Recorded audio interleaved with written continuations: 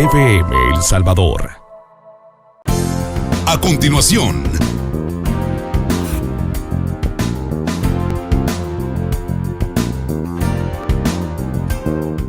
si sales de casa, usa siempre mascarilla. Mantén 2 metros de distancia. Lávate las manos con jabón y usa alcohol gel. No bajes la guardia.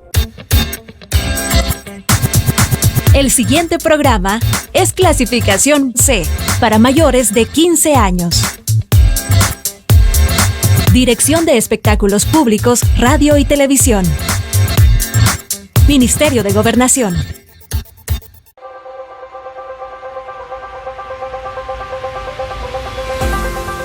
Los conceptos vertidos en el siguiente programa son de exclusiva responsabilidad de la Agencia Salvadoreña de Noticias, bajo la dirección del periodista Raúl Beltrán Bonilla.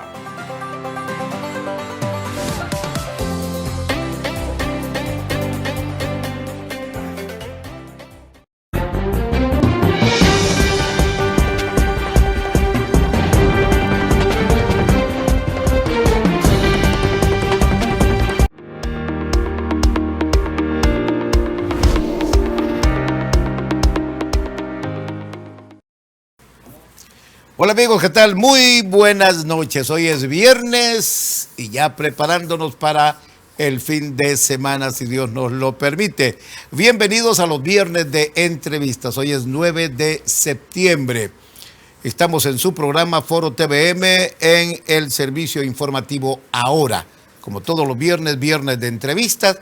Y para hablar de un tema como es el de derechos humanos, esta noche queremos agradecer la presencia, el que haya aceptado la invitación, un experto en ese campo, el abogado, que ustedes lo identifican, Benjamín Cuellar, de larga data en este trabajo, nada fácil, más que todo hoy cuando tenemos tema de elección de del procurador o de la procuradora por los vientos que soplan, bandas de policías asaltantes ejecutados, uno en Oriente y otro en Occidente. En fin, hay tantas cosas que hablar.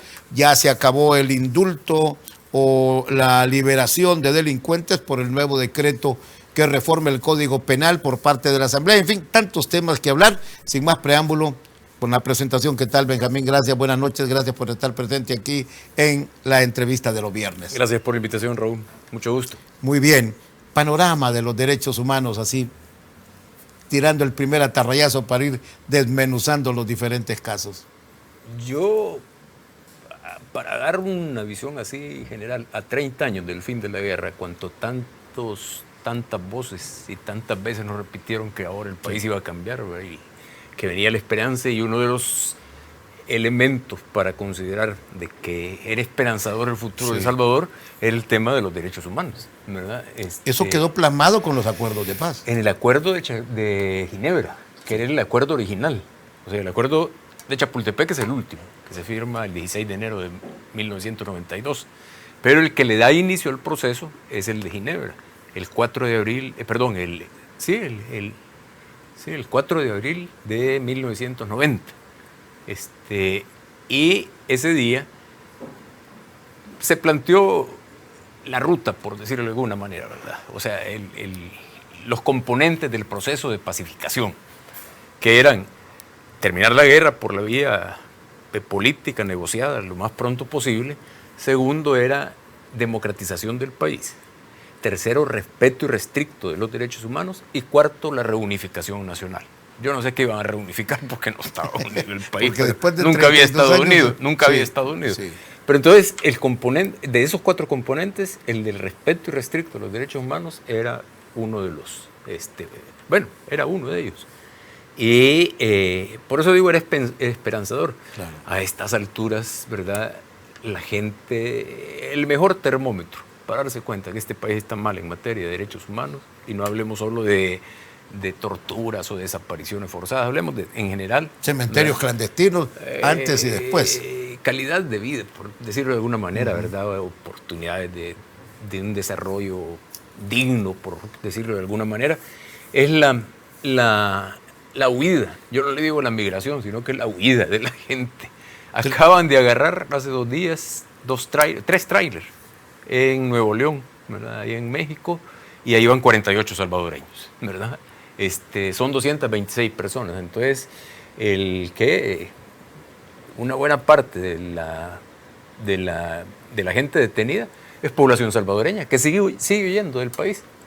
O sea, entonces, para mí es uno de los mejores, si no el mejor termómetro de la situación de los derechos humanos. Los sensores sobre temas de derechos humanos están planteados ahí, como usted lo señala muy bien, el costo de la vida, la falta de oportunidades.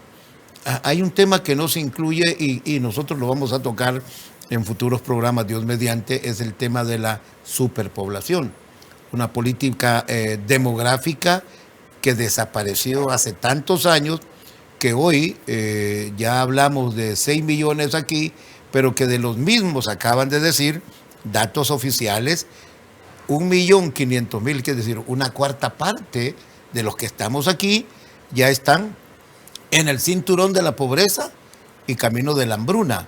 Sí. Eso liquida no solo lo de Ginebra, sino la firma de los acuerdos de paz en el tema de los derechos humanos. Sí. O sea, el país sigue siendo un país en el cual las mayorías populares, así la llamaba Ignacio Ellacuría, ¿verdad? Viven en una situación, en una condición de deterioro, o sea, no digo de pobreza, de promiscuidad. O sea, esas condiciones negativas para la calidad de vida están en proceso de deterioro permanente. O sea, no se estanca, digamos, por decir, hasta aquí llegamos y ya no vamos a empeorar. Yo siento, ¿verdad? Esa es mi percepción, pero también, por lo menos en la encuesta de hogares múltiples, ¿verdad? La última encuesta la última con la que se hacer. despidió la Dirección General de Estadística y Censos,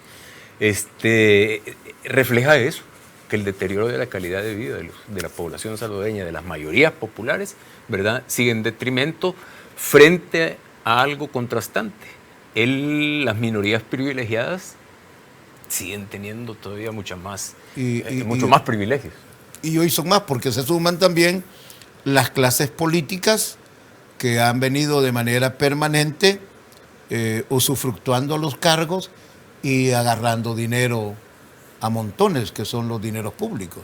Sí, yo creo que por eso yo iniciaba con eso del Acuerdo de Ginebra y del fin de la guerra y todo eso, porque 3 décadas después de haber ocurrido eso, que estemos hablando de lo mismo, no estemos hablando de un país pujante que va saliendo adelante, que destaca en el ámbito regional y en el ámbito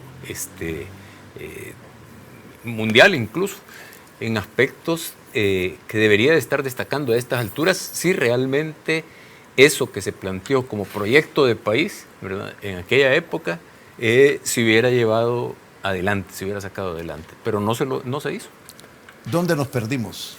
El primer año después del fin de la guerra, 1993, y le voy a decir por qué, desde mi perspectiva. Claro. O sea, no estoy diciendo que lo que yo digo es la verdad, pero desde mi perspectiva, en 1993 hay 3 asuntos que, como usted lo dice, significa que El Salvador perdió el rumbo que se había planteado con una carta de navegación, que eran los acuerdos, que era bastante buena, que nos podía llevar a buen puerto. Uno, el 20 de marzo de 1993 se decreta la amnistía, incondicional, absoluta, ¿verdad?, violadora de todos los estándares internacionales de derechos humanos en la materia, pese a que en el acuerdo de Chapultepec las partes habían convenido que los casos que aparecieran en el informe de la Comisión de la Verdad tenían que pasar a los tribunales. Eso lo acordaron ellos, sí. Los dos firmaron. Tenían que pasar a los tribunales para que tuviera el efecto ejemplarizante la justicia en el país. O sea, que entendiéramos que eso nunca más. Que de ahí en adelante nadie iba a estar por encima de la ley, ¿verdad? O sea, si se tocaba eso, se argumenta mucho que si no se hubiera decretado la amnistía, nunca se hubiera podido firmar la paz, porque las partes no se hubieran querido. El escenario mundial daba para que eso pudiera darse, se pudiera haber llevado adelante sin necesidad de amnistía. ¿Por qué? Porque había caído la cortina de hierro, todos los países detrás de la cortina de hierro, como le decían, o sea, los países socialistas, del bloque socialista. Sí. Estados Unidos se había convertido entrábamos a un mundo unipolar, ¿verdad? Donde la Guerra Fría se había dejado El último atrás. referente acaba de morir la semana pasada, Mikhail Gorbachev. Mikhail Gorbachev, sí. Sí. Bueno, esa es la primera cuestión. O sea, con eso se consolida, en lugar de superar la impunidad, que era lo que habían acordado en Chapultepec, el FMLN guerrilla y Arena Gobierno, lo que hicieron fue consolidar la impunidad. O sea, favorecer a... El mensaje fue decirle a la gente, miren, usted puede hacer lo que quiera en este país y no se preocupe, no hay castigo, ¿verdad? Ya se hizo, muerto. Fueron atrocidades y todo lo que quiera, de uno y de otro bando. Pero no hay castigo, no se preocupe. Eso fue lo primero. Lo segundo se da el 16 de julio de 1993. ¿Qué fue eso? Se saca a la Fuerza Armada, ¿verdad?, a patrullar conjuntamente con una recién nacida Policía Nacional Civil.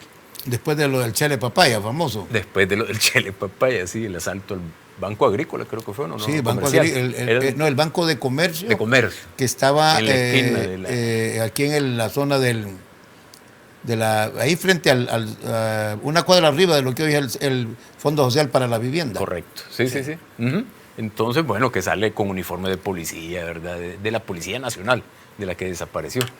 Después de eso, salen con el argumento de patrullar en el campo, sobre todo, y después para proteger la cosecha, la recolección del café, etcétera, etcétera. Caña de azúcar y todo. Ya empieza a patrullar la Fuerza Armada. O sea, año y medio exactamente, año y medio después de la firma del Acuerdo de Chapultepec, sale a patrullar la Fuerza Armada. O sea, en lugar de privilegiar el esfuerzo porque la policía naciente se preparara para tener capacidad de investigación, ¿verdad? Y no recurrir tanto a la represión o a la política punitiva, ¿verdad? O sea, de represión, sino a la investigación, a la inteligencia policial.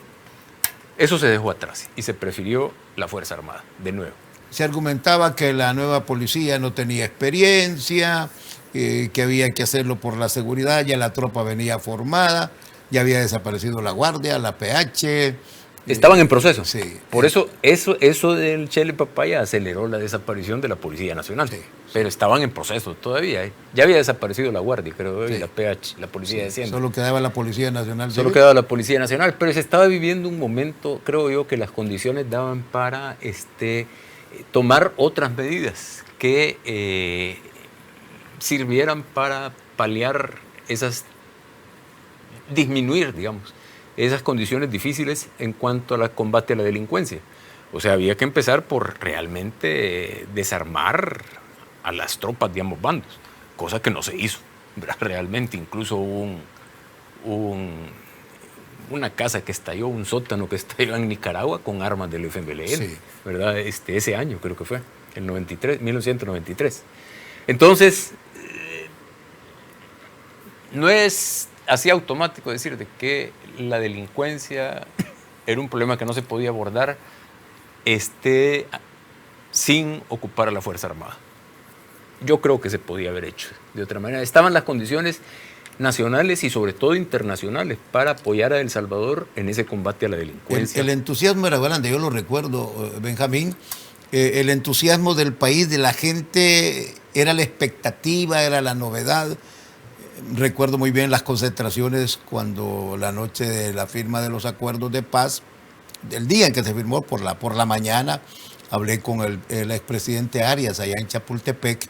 Luego venimos a San Salvador, sobrevolamos las concentraciones. Era un pueblo tirado a la calle, había terminado el holocausto. Pero dividido. O sea, uno en la Plaza Cívica y otro en la Plaza Barrio. En la Plaza Libertad. En el Parque Libertad. Sí, ajá. Sí. O sea, eso era el reflejo del país que venía. O sea, iban a pasar de la guerra en las trincheras a la guerra en las urnas. Sí. Y eso fue lo que ocurrió, ¿verdad?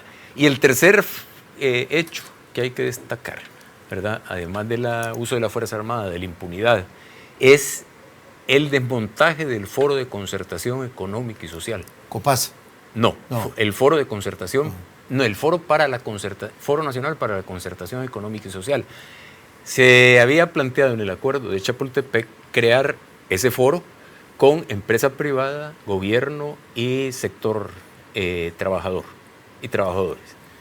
Eso por lo menos iba a plantearse la posibilidad de buscar cómo tomar medidas en lo económico y social, ¿verdad?, que aliviaran el impacto, ¿verdad?, del ajuste estructural, que eso también se plantea en el acuerdo de Chapultepec, sí, que había que aliviar el impacto del ajuste estructural que se venía por la introducción y la consolidación del modelo económico neoliberal. Pero eso se desmontó con el pretexto de las elecciones de 1994. Eso en diciembre dijeron, miren, vienen las elecciones, mejor no sigamos con esto. Mejor después lo hacemos. Ay, después, ¿sí? Sí. Y nunca lo volvieron a hacer.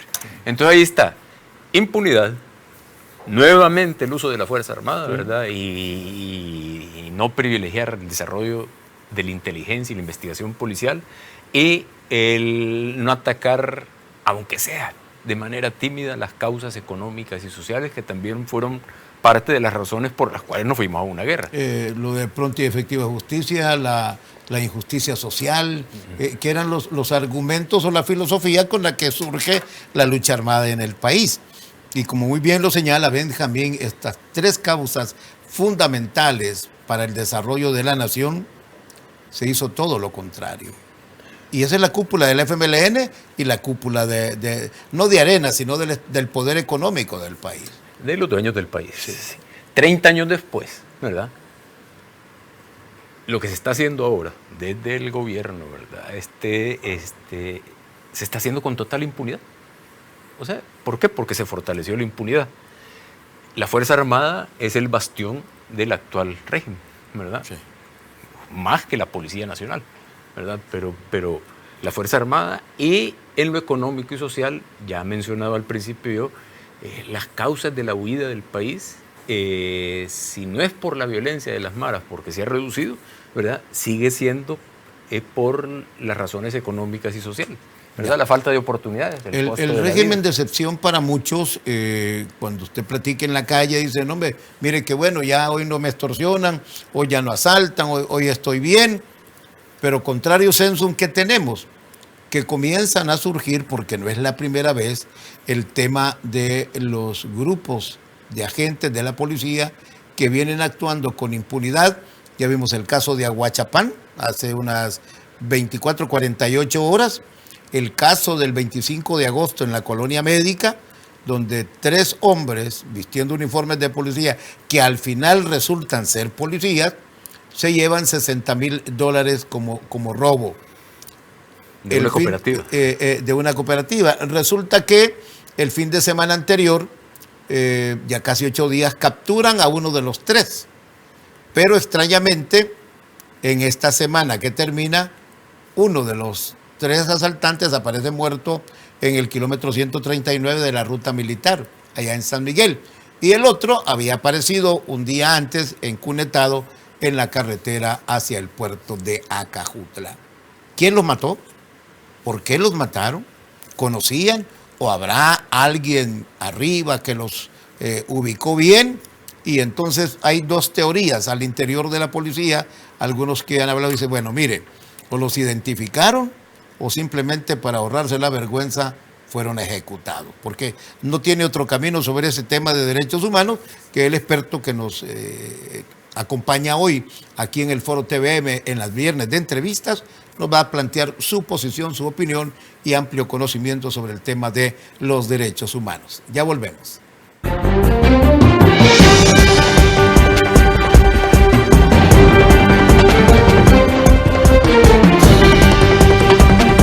Conoce la nueva capital de Oriente, Nueva San Miguel. Contamos con 4 modelos de vivienda. Contáctanos al 7481-9155. Nueva San Miguel, la capital de Oriente. Conoce la nueva capital de Oriente, Nueva San Miguel. Contamos con 4 modelos de vivienda. Contáctanos al 7481-9155. Nueva San Miguel, la capital de Oriente.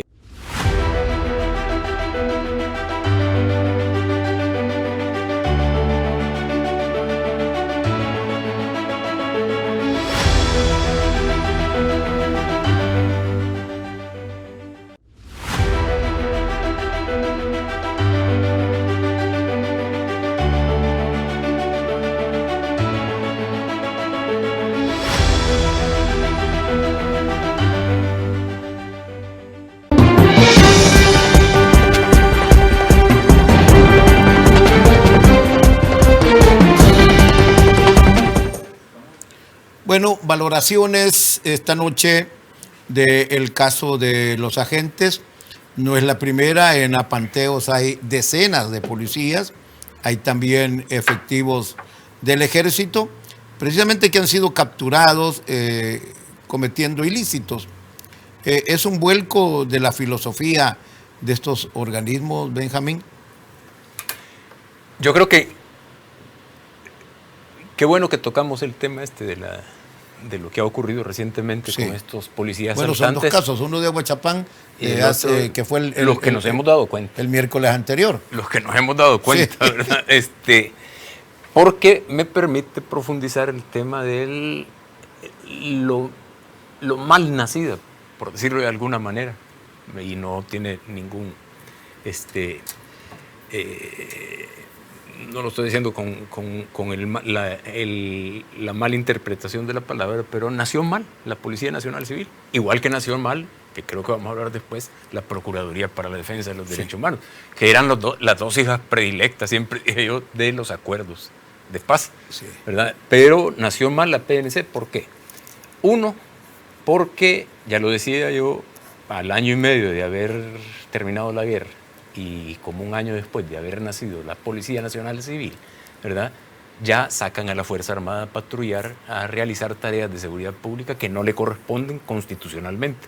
O sea, no es que no le correspondían, no le corresponde, pero ahora la seguridad pública está en manos del ejército. En manos del ejército, sí. Bueno, esa es la primera cuestión. Lo segundo es las cuotas famosas, el 20% de... Y que fue un engaño. Fuerza Armada, no, fue más del 20% de la Fuerza Armada y policías y 20% del FMLN, o sea... Y el resto de la sociedad civil. El resto civil, el 60%, que no era cierto, ¿verdad? Ahí iba también... Desmovilizate vos como ex miembro del FMLN y venite y te incorporás. Como cuota civil. Como cuota civil. Como cuota civil, así le decían, la cuota civil. Sí. Entonces, ese es el otro error con la Policía Nacional Civil.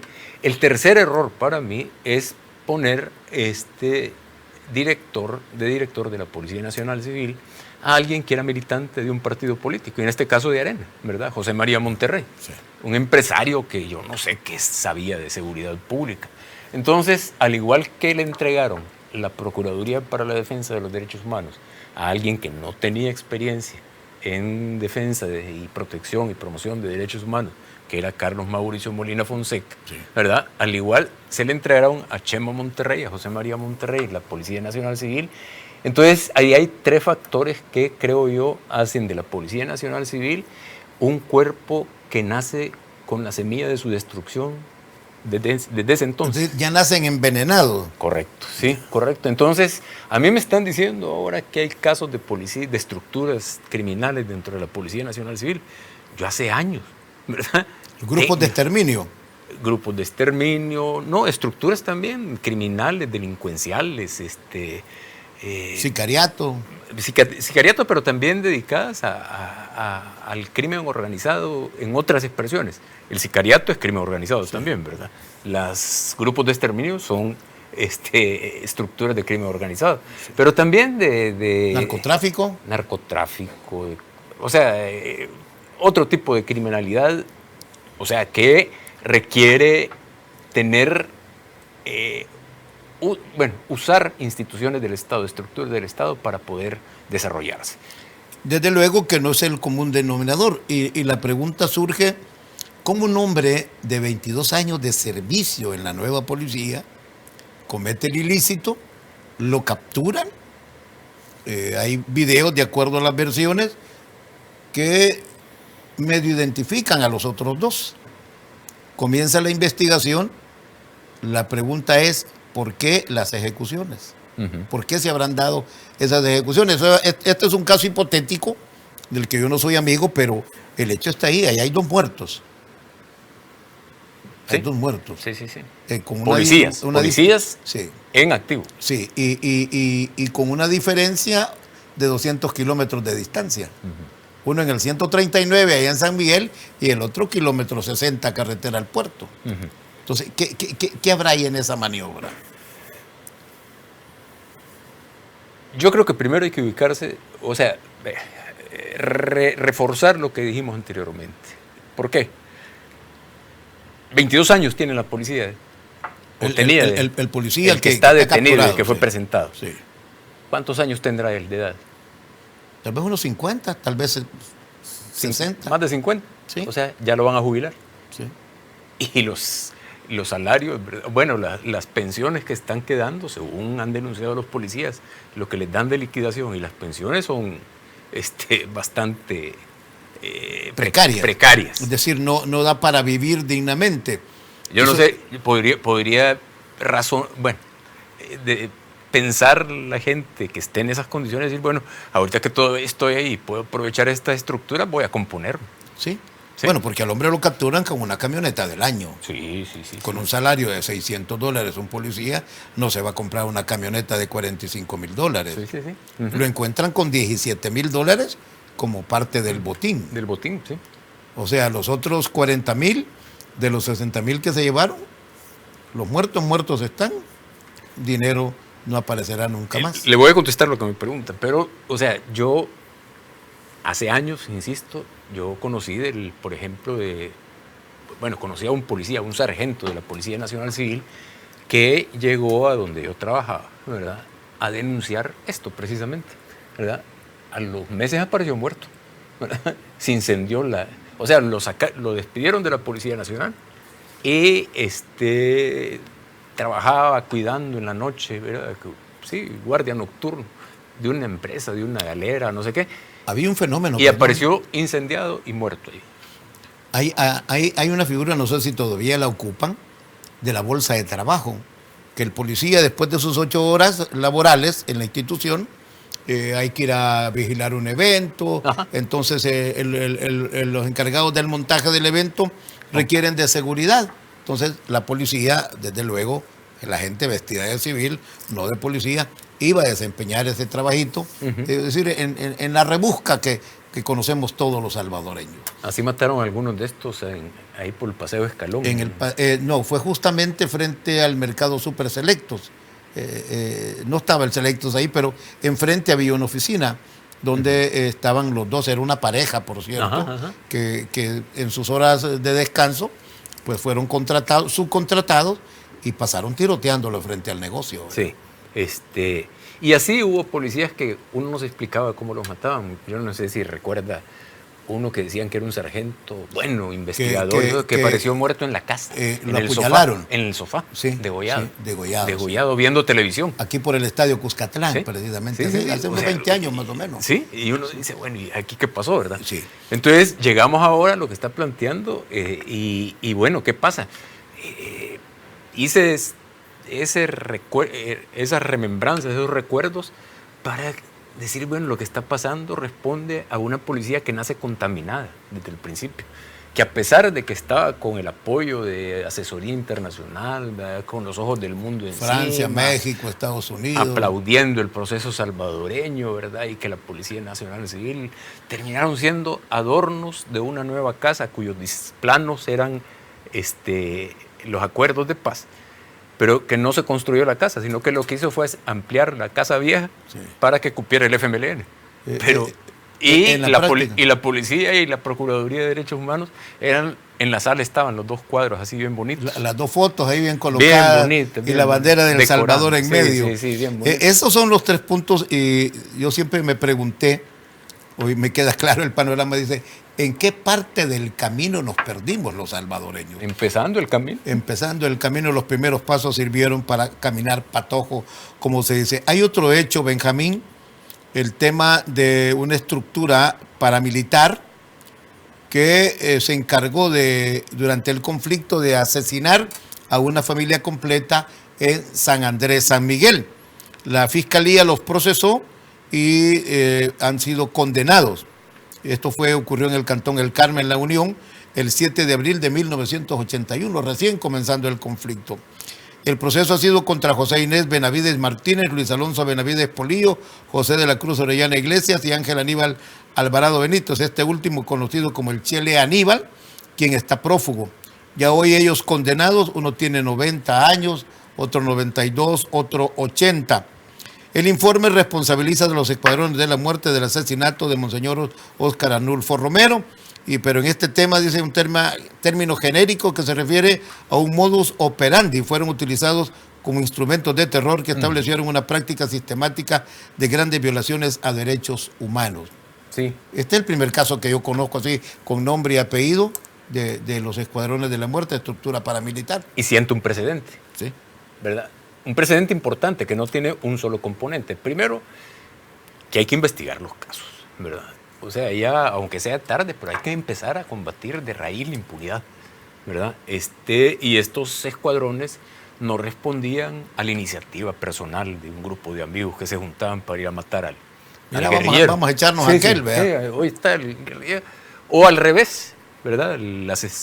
¿Cómo se llamaban? Los comandos urbanos. Los ajusticiamientos Sí. de la guerrilla, ¿verdad? No eran así, que se juntaban unos chéveres y decían, vamos a matarlo también. Sí. No, respondía a una estructura. A una planificación incluso. A una estructura, orden y todo eso. Por eso nosotros tenemos denunciado en la Fiscalía General de la República varios hechos de la matanza de Mayo Cibrián en San Vicente, ¿verdad? 1980, mediados de la década de 1980, hasta 1987, creo. O sea, eran estructuras, ¿verdad? Y esas estructuras continúan y eso sirve, regreso a lo de la policía, para explicar de qué, o sea, la criminalidad en El Salvador, ¿verdad? Que más ha afectado el buen desarrollo del proceso de pacificación, ¿verdad? Que más ha afectado la convivencia tranquila en la sociedad salvadoreña, no es la delincuencia común, es la criminalidad organizada, ¿verdad? Y dentro de eso están las estructuras que han permanecido dentro de la Policía Nacional Civil, dentro de la Fuerza Armada. Acuérdese de los casos de venta de armas y todo eso dentro de la Fuerza Armada. Entonces, estas estructuras, aunque tarde, ¿verdad? Pueden llevarnos a quienes están manejando los hilos ahora del crimen organizado. O sea, ese es un precedente que para mí es importante. O sea, se debe de investigar independientemente del tiempo que haya pasado, ¿verdad? El segundo precedente es que las víctimas tienen derecho a saber la verdad y a que se imparta justicia y a que se les repare el daño que les causaron. Hay un hecho que no ha sido reparado y que precisamente fue la primera vez que nos íbamos a encontrar con Benjamín aquí en TVM, en las entrevistas de la mañana. Hoy, gracias a Dios, es viernes, en la entrevista de los viernes. Es un tema que ha quedado en la impunidad, se sabe quiénes son, se sabe quién le disparó. El cadáver nunca ha sido entregado a su familia, a sus hijos. El tema de Roque Dalton, el tema de Archibald Garner Dunn, ya justo para llegar al lugar, ya con el informe que hemos tenido en nuestras manos, simplemente su hijo, que pasó aquí por más de 35 años con la esperanza que le entregaran el cadáver de su padre, falleció precisamente aquí en El Salvador. ¿Son casos de lesa humanidad? Claro que sí, son de lesa humanidad. Hablaremos de que ya no habrá más indulto, protección, liberación o como se le llame, lo que han pedido o piden siempre los criminales encarcelados. Pausa, vamos a la última parte en un momento.